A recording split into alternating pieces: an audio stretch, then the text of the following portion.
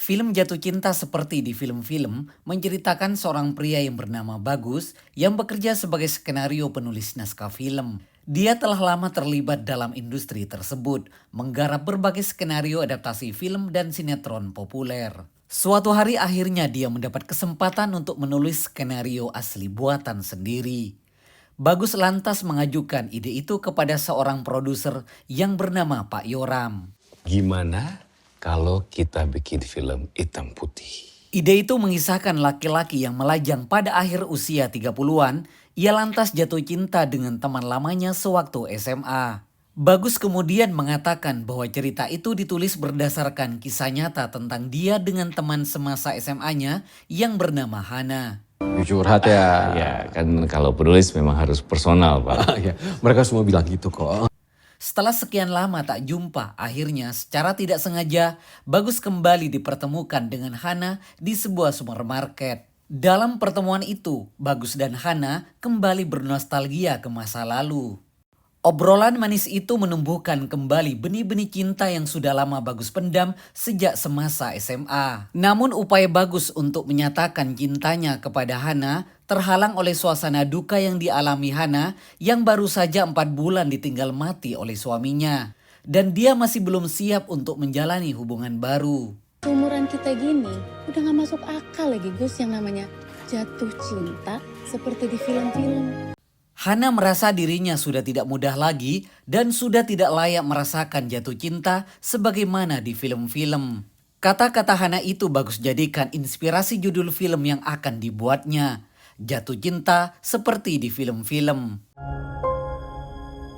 Bagus diam-diam menuliskan kisah cintanya ke dalam skrip film dan semuanya akan dia tulis sampai akhirnya jadian nanti. Bagus pun kembali menjalin komunikasi dengan Hana yang kini bekerja sebagai penjual bunga. Seiring hubungan mereka yang semakin akrab, naskah yang ditulis Bagus mengalami banyak perkembangan terutama dari sisi romansa. Kenapa milih karakternya itu penjual bunga? Kalau karakternya penjual bunga tuh manis gitu. Kayak gini tuh. Manis ya?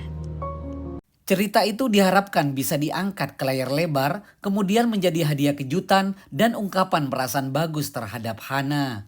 Namun, ide itu sempat ditentang oleh teman dekat bernama Selin yang berprofesi sebagai seorang editor film. Selin khawatir Hana kecewa jika Bagus diam-diam mengisahkan momen dan obrolannya bareng Hana menjadi sebuah naskah film. Ya bilanglah sama Hana ceritanya dia mau lo jadiin skrip. Itu kan ceritanya dia, masa nggak izin? Gue sih digituin ngamuk.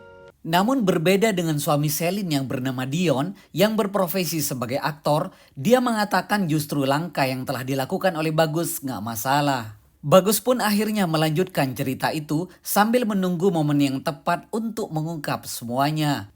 Bagus berusaha selalu dekat dengan Hana karena dia jatuh hati sekaligus ingin terus melanjutkan skenario filmnya. Sementara di sisi lain Hana masih belum bisa move on sejak ditinggal mati suaminya. Dalam skrip cerita yang ditulis Bagus, karena dia dikejar deadline oleh sang produser, akhirnya dia berusaha keras mengurai sendiri naskah dan skenario berdasarkan versi dirinya. Hal itu membuat Bagus jatuh sakit. Masih Pak, maaf jadi ngerepotin. Oh enggak, saya juga bawa ini. Hana yang mengetahui Bagus sakit, dia menjenguknya.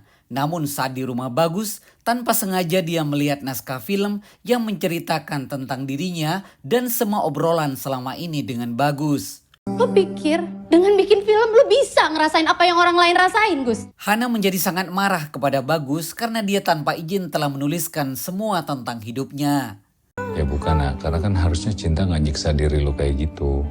Lo gak usah ngomong jatuh cinta, lo gak usah bikin film tentang jatuh cinta. Lo tuh gak ngerti apa-apa.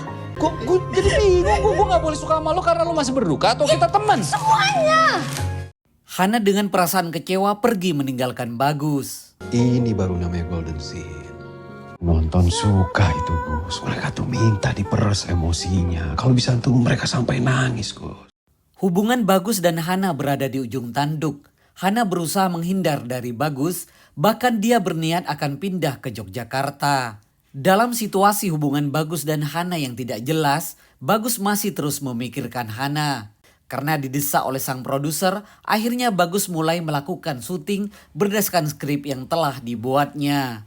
Yang berperan sebagai tokoh Bagus adalah Dion, sementara yang berperan sebagai tokoh Hana adalah Julie. Sementara Bagus duduk di kursi sutradara. Itu dari awal memang Bagus niatnya buat modusin Hana atau dia memang benar-benar suka sama Hana? Sementara Julie memberikan masukan kepada Bagus bahwa sosok karakter Bagus dalam film begitu egois, kaku, dan menyebalkan. Lo bikin karakter ini emang ngeselin itu?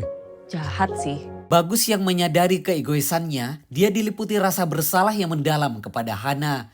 Dia ingin meminta maaf kepada Hana dan mengejar cintanya. Dia ditemani Selin dan Dion segera bergegas pergi menemui Hana yang akan segera berangkat ke Yogyakarta. Gue ngomong sesuatu deh nak sama lu nak. Nak. Hana masih begitu acuh atas kehadiran Bagus yang terus meminta maaf kepadanya. Bagus menyatakan perasaannya bahwa dia benar-benar mencintai Hana. Hati Hana menjadi luluh setelah melihat Bagus jatuh karena tergencet ban mobil yang dinaiki oleh Hana. Akhirnya Hana menerima cinta Bagus. Namun skenario yang telah dibuat Bagus berbeda dengan kenyataan sebenarnya. Hana yang telah membaca naskah film yang menceritakan tentang dirinya sama sekali tidak marah kepada Bagus. Bahkan dia mendukung dan menemani Bagus saat Bagus hendak mengajukan skrip kepada sang produser. Tapi kenapa ya?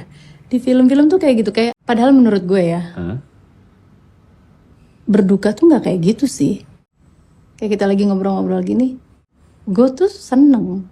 Sementara itu sang produser yang menerima naskah Bagus masih mengira bahwa naskah yang telah dibuat Bagus adalah tema film horor. Karena film horor merupakan film yang disukai oleh sebagian besar penonton Indonesia. Jatuh cinta seperti di film-film. Jatuh cinta seperti di film-film horor.